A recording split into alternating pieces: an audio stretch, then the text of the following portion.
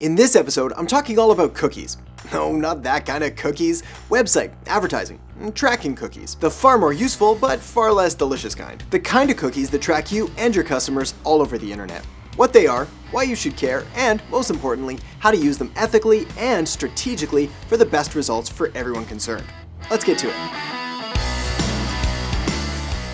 Hey there, my name is Adam Erhart, marketing strategist, and welcome to The Marketing Show, where we help you grow your business by generating more leads, customers, and sales. So if you're interested in learning the latest and greatest marketing strategies, tools, tips, tricks, and tactics, well, you may want to consider subscribing and hitting that notification bell so you never miss a future episode. Alright. Let's talk cookies. Now, before we get into the meat and potatoes of cookies, man, there sure are a lot of food references in this episode, we first need to cover a brief history of cookies, what they are, and essentially how they came into existence today. Probably most importantly is that when it comes to cookies, well, they were created with the best of intentions in mind. It's not like the first person went out there and thought, how can I spam everybody with all sorts of useless stuff they don't want? That came much later. But in the early days of cookies, they were really just there to help remember previous selections that you may have made when you visited a website. Basically, when you would visit a website and select either what country you were visiting from or what language you wanted it in or anything like that, well, a cookie would get saved and it would remember your preferences so you wouldn't need to set it each and every time you visited the site. To think of how this impacts you today, all you have to do is clear your browser and clear your history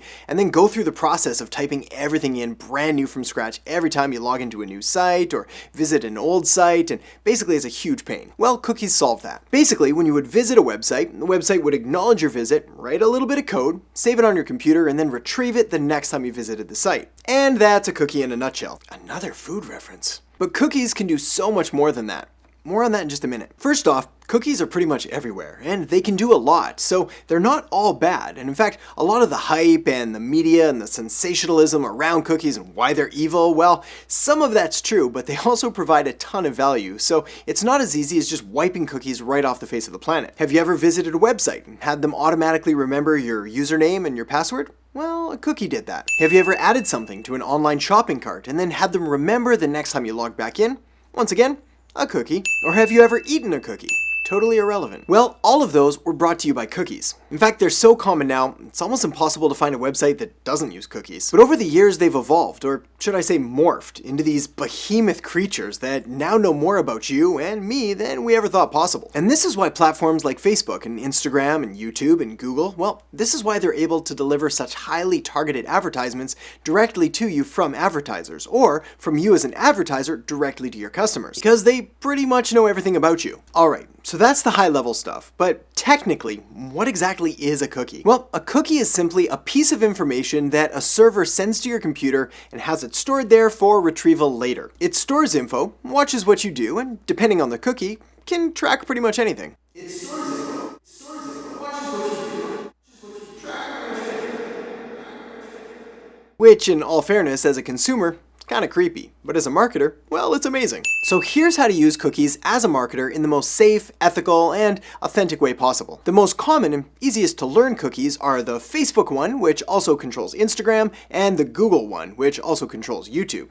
Now, these aren't technically cookies, but rather pixels, but it's the pixel that it allows to set the cookie on your browser. Now, these cookies in and of themselves aren't good or bad. They're just cookies. It's what you as a marketer, or as a business owner, or as someone in control of this information, well, it's what you do with the information that makes it good or bad. For example, if you use this information to serve your customers more relevant and more valuable types of products or services, well then, that's a good thing. If on the other hand, you're going to use it to annoy someone, or spam them, or sell them complete garbage, well then, obviously it's a bad thing. Same cookie, very different uses. Now, the benefits of this from a business perspective really can't be ignored. They're powerful tools that allow you to collect really valuable and accurate data on your customers and visitors. But by far, one of their best uses when it comes to marketing is that it allows you to track people who have been to your website before, which allows you to serve very different messages and different advertising based on someone who has no idea who you are and has never visited your site before. Basically, we call them cold traffic, and someone who's visited your site, knows about you, and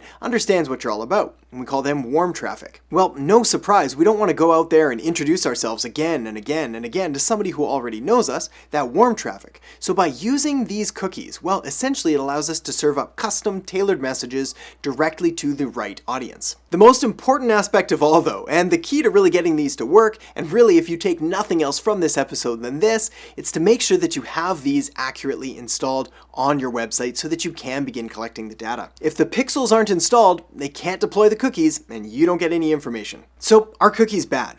Well, cookies have got a pretty bad rap in the media lately, and by no surprise. After all, some pretty sketchy companies have done some pretty sketchy things. But like I've already mentioned, it's not cookies that are good or bad, but rather how they're used. So let me give you a few examples of how they're being used well and how they're being used not so well, and you can decide for yourself. On the good side, well, for starters, they make your life a lot easier. They remember your login info, website preferences, and whether you're a new or returning visitor. They also allow advertisers to reach you with more relevant and more current information, ensuring that you get the best experience possible. And now the bad side. For starters, they store your personal information. They can be used to track you around the internet. And sometimes your information is sold to others. So cookies are apparently both good and bad. Kind of like an oatmeal raisin cookie. Is it even a cookie? At the end of the day, it's up to the website owner and whoever controls the cookie on what kind of information to collect and what they do with that information. You can find the information that they're going to collect and what they're going to do with it on the website that you visit through their privacy policy. The downside of that, of course, is the main way to get to the privacy policy or terms and condition page is by visiting the website in the first place. Not to mention, I'm not sure who's got the time or the understanding to read through all of those pages. Now, there is some software that allows you to block cookies on your browser, and rules and regulations are also getting a lot stricter